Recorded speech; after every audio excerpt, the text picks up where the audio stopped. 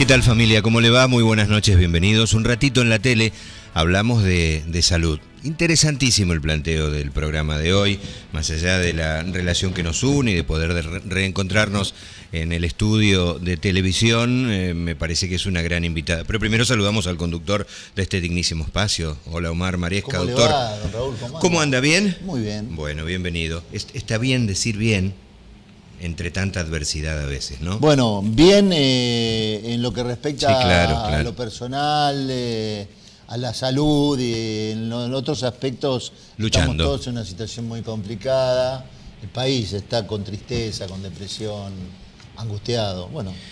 En pantalla está una manera de la vuelta, tiene que ver con ese WhatsApp donde pueden enviarnos los textos, los audios, lo que le venga en ganas, y nosotros generosamente lo hacemos extensivo a nuestros invitados. Le damos pie y las buenas noches, muy buenas noches. Hola, Liliana, la doctora Liliana Burgariotti, qué gusto que estés con nosotros, Liliana. Gracias, igualmente. Liliana es una enorme profesional, la conocemos de una vasta trayectoria, claro. Voy a decir dos o tres cosas, pero una trayectoria enorme. Si me pongo a leer esto nos quedamos sin programa. Es médica sexóloga clínica, terapeuta de pareja, vaya orientándose por dónde vamos. Y a mí me gusta decir educadora sexual, Omar. ¿Por qué? Porque el programa va a terminar siendo casi como una propuesta pedagógica. Ya van a escuchar hablando de temas de sexualidad. Omar. Bueno, un gusto tenerte, Liliana. Para mí también. Fuera del aire me dijiste, preguntame como hombre. Tal cual, y yo quería hacer una acotación en relación a lo que dijiste, lo mal que estamos en este momento, cómo afecta la sexualidad, el estrés y la angustia que estamos viviendo a nivel social, económico, político, cómo nos afecta y nos atraviesa la sexualidad. Sin duda. Y la primera pregunta te voy a hacer. Yo tengo más o menos deseo sexual que una mujer, como hombre. ¿Tengo más? ¿Más o menos? Más o menos, te pregunto.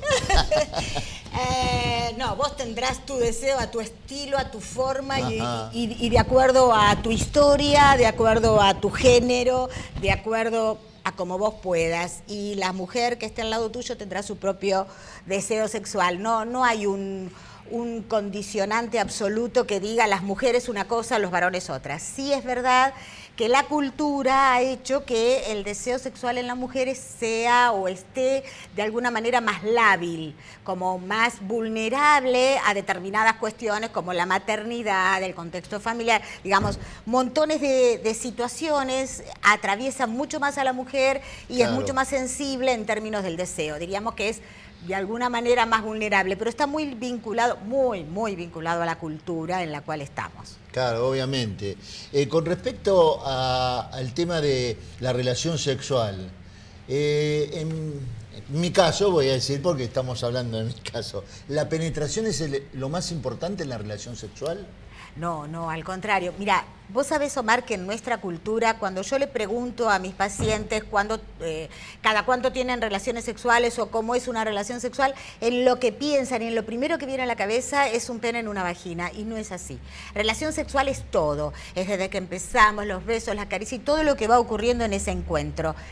La penetración o el coito es algo más de ese encuentro, pero no es lo absoluto ni es lo único. Primero eso. Segundo, tomando la pregunta, la realidad es que las mujeres no necesitamos la penetración. Solamente entre un 20 y un 30% de las mujeres tienen la posibilidad de tener orgasmo con la penetración o en coito siempre.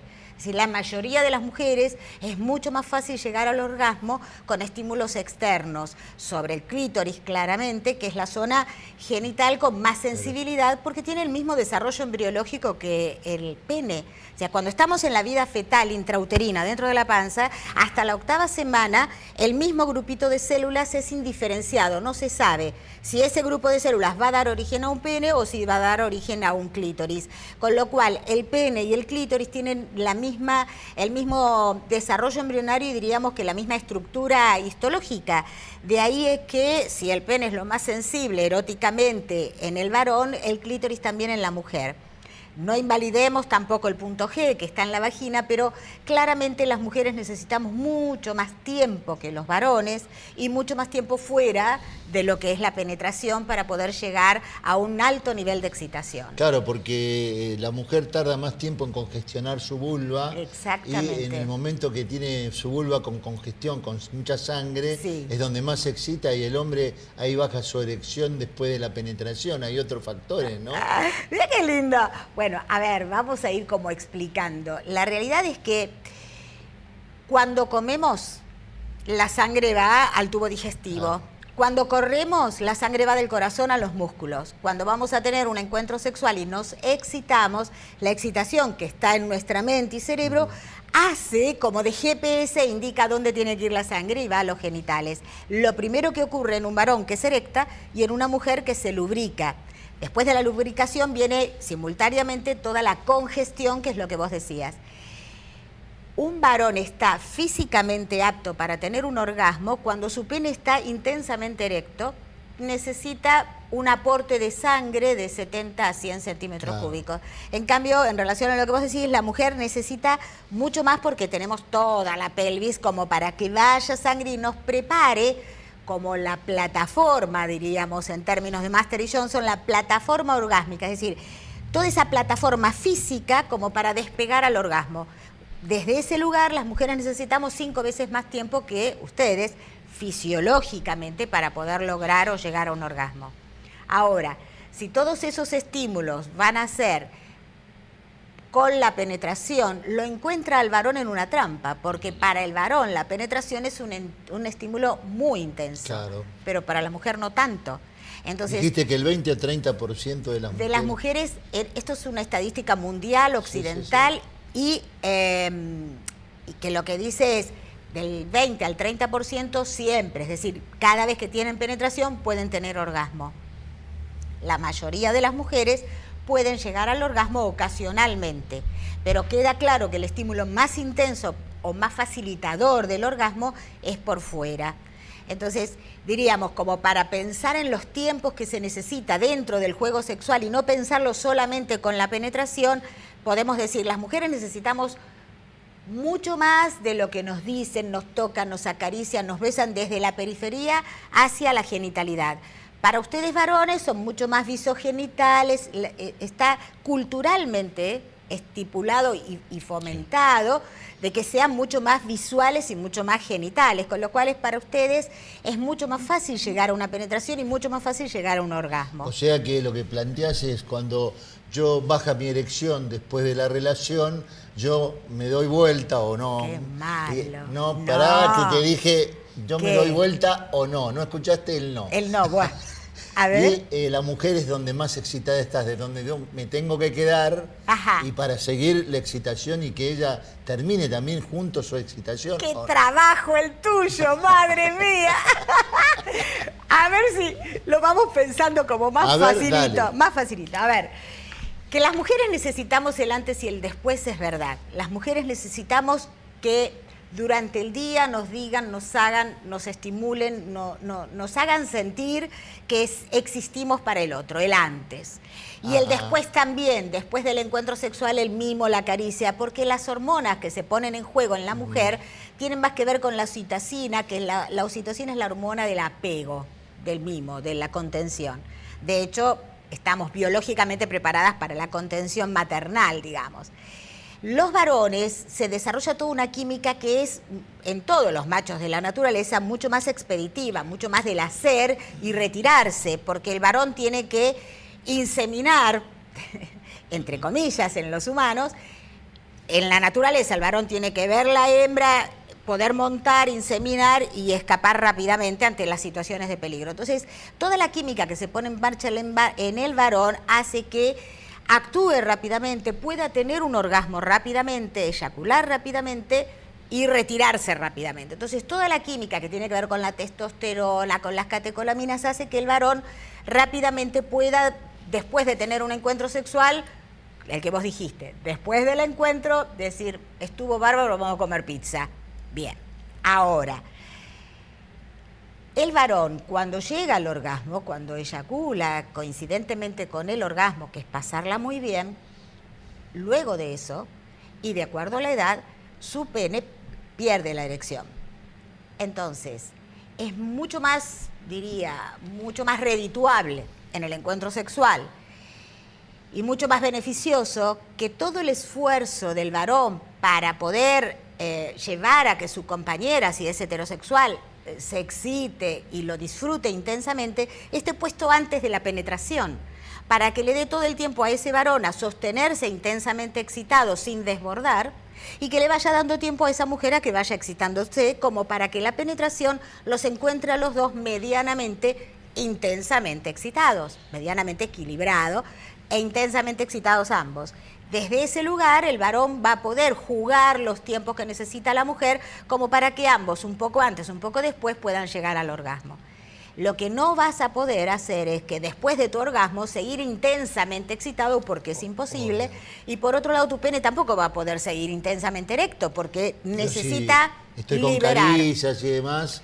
Vas a poder estimular a tu pareja de otra manera y llevarla al orgasmo, y me parece fantástico. Esa es la idea, es tener en cuenta que si no alcanzó el coito o la penetración para facilitar el orgasmo de tu compañera, si es heterosexual, sí poder hacer otro tipo de estímulos que le van a venir bárbaro, como para poder acompañarla en que llegue al clímax.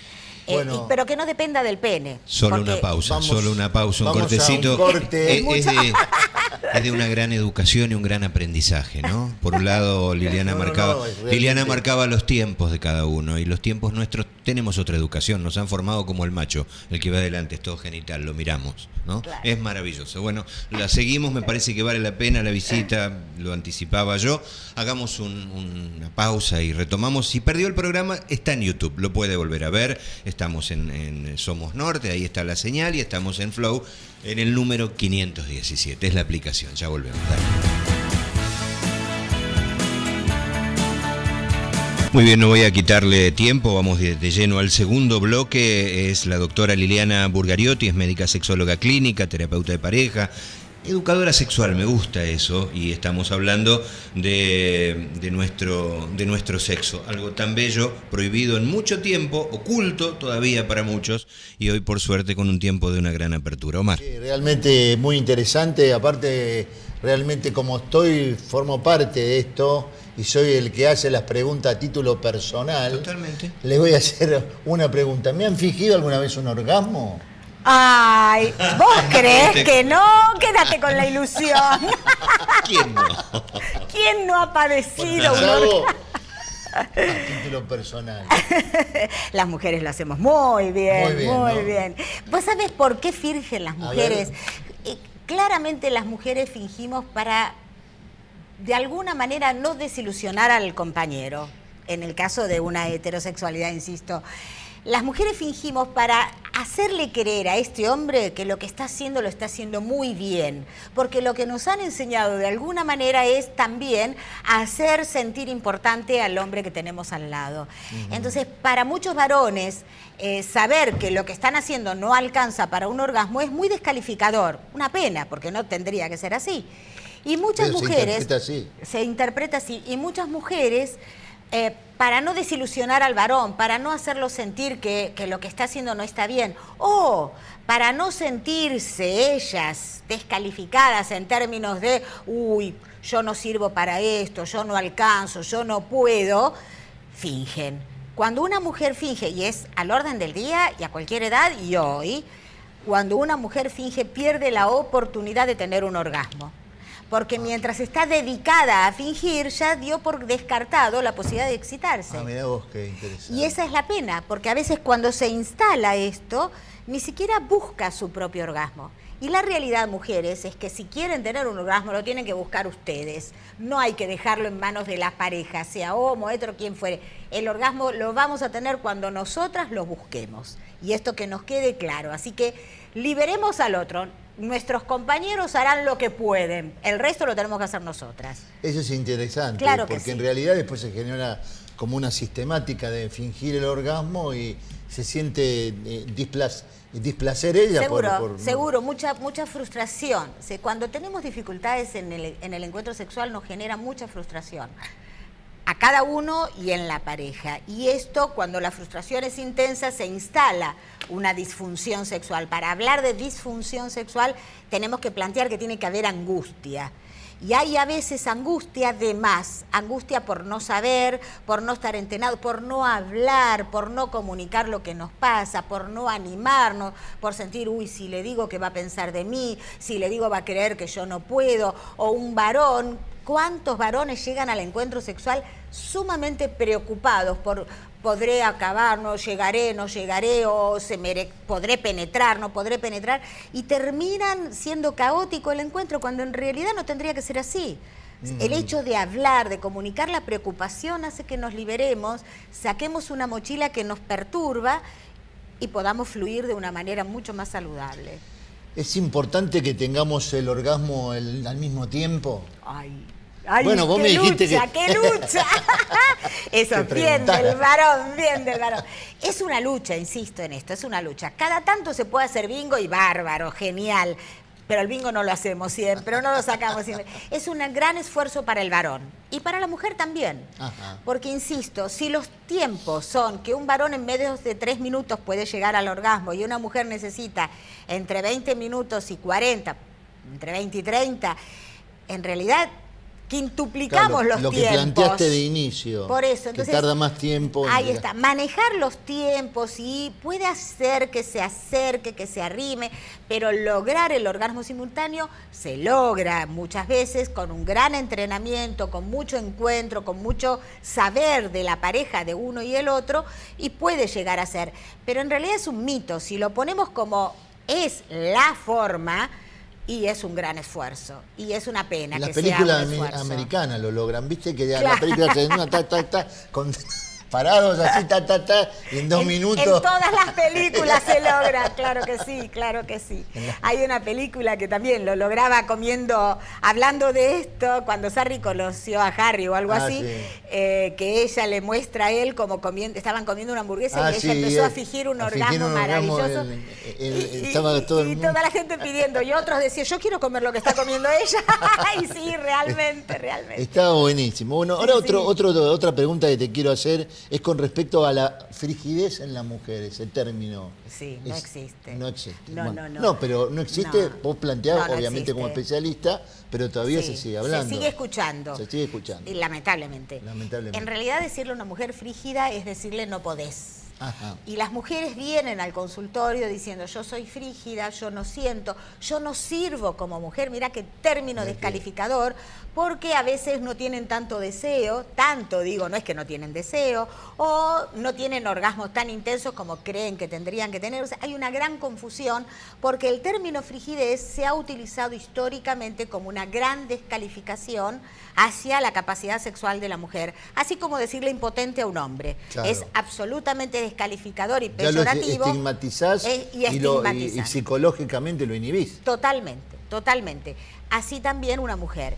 Muchas mujeres se autocalifican como frígidas cuando no existe ese término, cuando no existe esa patología, no está tomado en los manuales de sexología y de psiquiatría.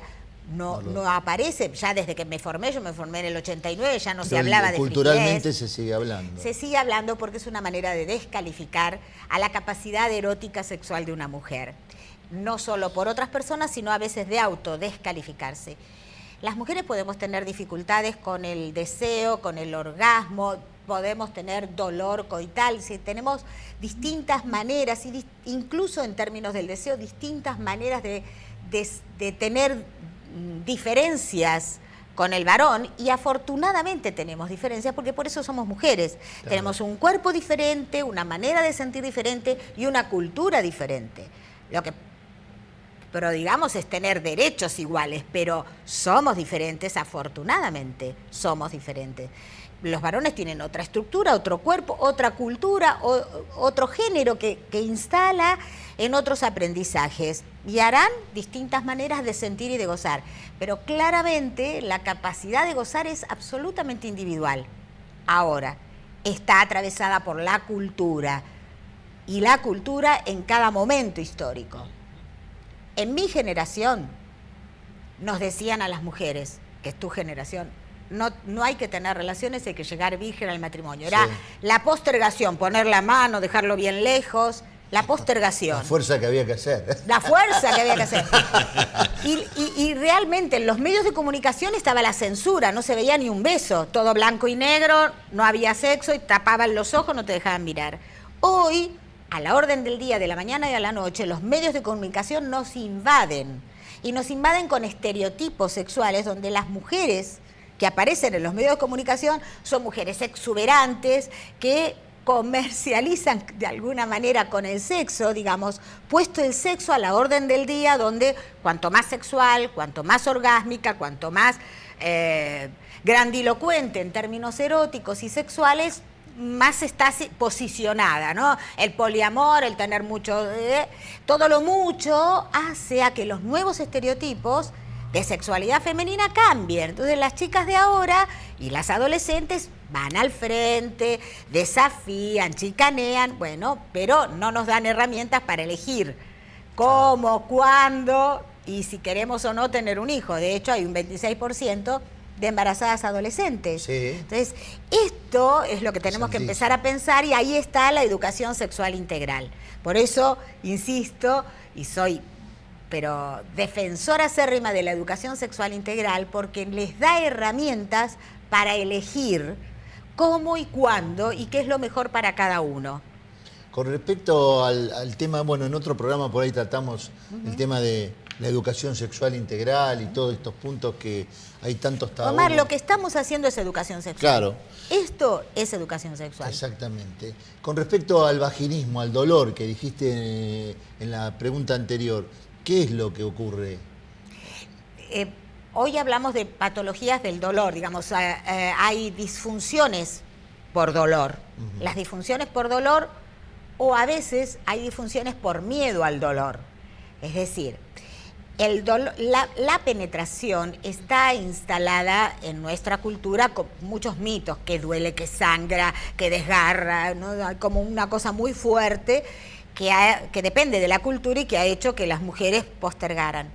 Hoy es al revés, la primera vez están aceleradas a tener la primera vez y están como exigidas. Las chicas adolescentes se preocupan cuando no tienen la primera vez. Pero hay muchas chicas y muchas mujeres y muchos matrimonios y muchas parejas estables en las que no pueden tener penetración. ¿Por qué? Por dolor o por miedo al dolor. A veces el miedo al dolor instala un mecanismo de defensa que hace a que cuando intentan penetrar les duela. Entonces se provoca como un círculo vicioso donde tengo miedo y me contraigo, me cierro. Cuando yo tengo miedo, si esto me va a lastimar, saco la mano. Si yo siento que el pene me va a lastimar, me retraigo, me cierro. Y al cerrarme y ponerme tensa, si va a haber una penetración me va a doler porque no estoy preparada. Claro. Entonces se instala un círculo a veces. Otras veces son otras dificultades, otras situaciones como fobias, que instalan la imposibilidad de la penetración. Lo seguimos charlando después del corte. Nos seguimos hablando en el próximo programa. Ah, muy bien. Ah, mire usted. No, tengo Raúl. una lista. Usted me había dicho a que, bueno, vamos a cerrar, no hay más tiempo. No hay más tiempo, lamentablemente. Desplegaremos otras Hermoso. cuestiones en un futuro. Vamos a invitarla para otro programa. Por supuesto que sí. Alguien dijo, no estoy feliz si no tengo sexo. Entiéndase por sexo una relación, no necesariamente penetración.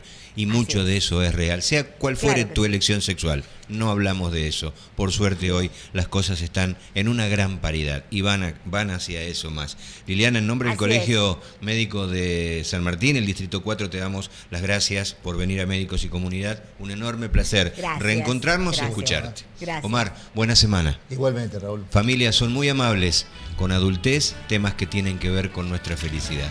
Gracias, hasta la semana que viene.